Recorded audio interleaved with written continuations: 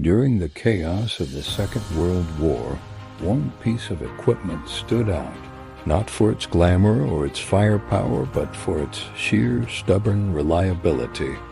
It was the unsung hero of the Allied war effort, a workhorse that kept the armies of the Commonwealth moving, fighting, and ultimately winning.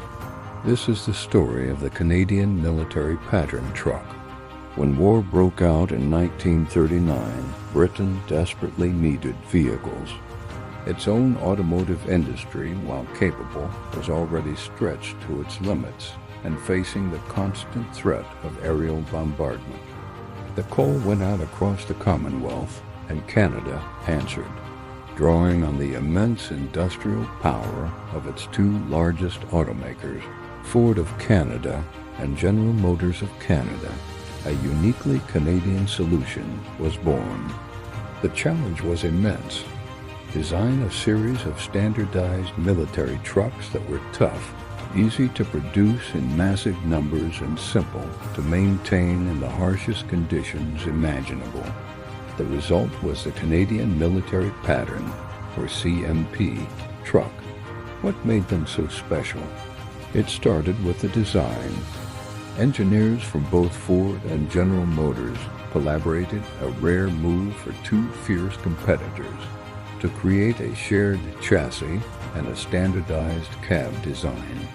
This cab, known as the Cab 11 and later the Cab 13, became the most recognizable feature of the CMP, with its distinctive pug-nosed, forward control layout and a reverse-sloped windshield, designed to reduce glare and reflections that could attract enemy aircraft.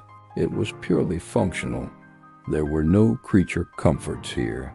The driver sat right over the engine, feeling every bump and hearing every roar. It was hot, loud, and cramped, but it gave the driver excellent visibility and maximized the vehicle's cargo space. Underneath that iconic cab, you'd find either a Ford V8 engine or a Chevrolet Straight Six. Both were proven, reliable power plants that could be fixed with basic tools, a critical feature for mechanics working in the field, often under fire. The real genius, however, was in the standardization. A Ford-built CMP could share many parts with a GM-built one. This interchangeability was a logistical dream. A supply depot in the middle of the North African desert didn't need to stock two completely different sets of parts. This simple, brilliant idea saved time, money, and lives. These trucks came in all shapes and sizes, tailored for nearly every military role you can imagine.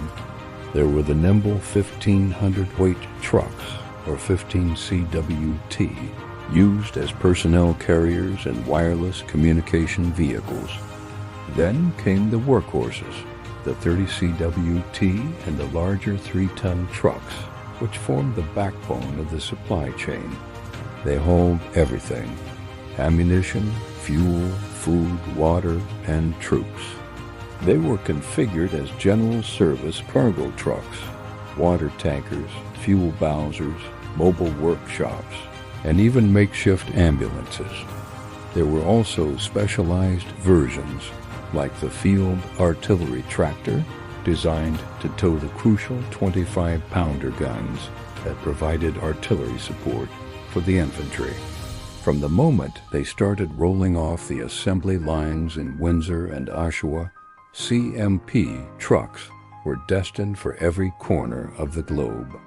Their first major test came in the unforgiving deserts of North Africa.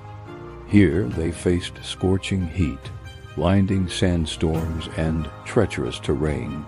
The CMPs proved their worth, ferrying supplies for the British Eighth Army during the pivotal battles of Al Alamein.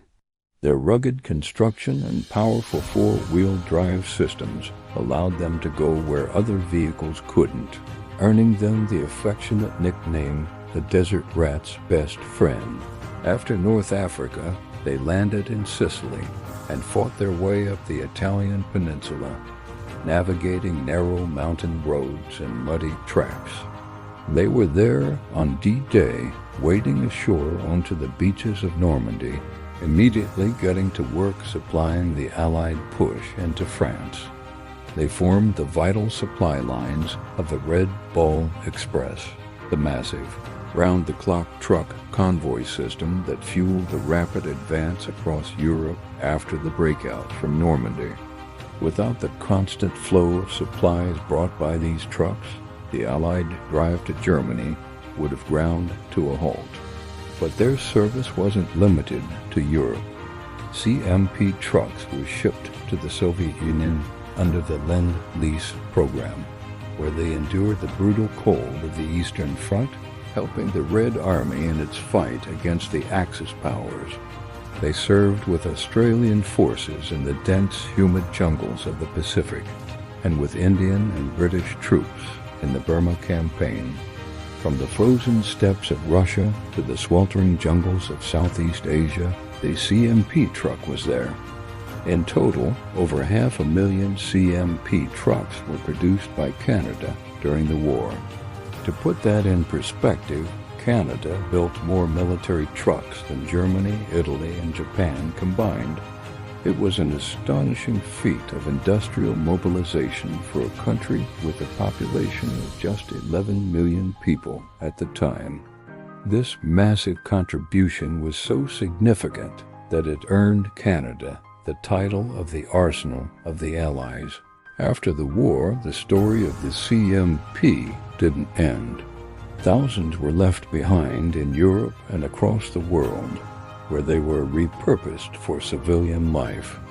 They helped rebuild shattered cities, worked on farms, and served as commercial trucks for decades. Their simple, robust design meant they could be kept running long after more complex vehicles had been scrapped. Even today, you can find these hardy veterans still at work in some remote corners of the world, a testament to their incredible durability. The Canadian military pattern truck was never the fastest or the most comfortable vehicle of the war. It wasn't a tank that broke enemy lines or a fighter plane that ruled the skies. But victory in modern warfare is impossible without logistics. An army, as the saying goes, marches on its stomach, and it was the humble CMP truck that filled those stomachs, fueled those tanks, and armed those soldiers. It was the vital link in the chain, the unseen and often uncelebrated hero that delivered the means to win. It represents a proud chapter in Canadian history, a story of innovation, industrial might, and a quiet, determined contribution that changed the course of the Second World War. Thanks for watching.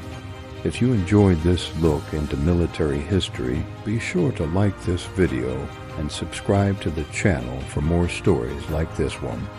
See you next time.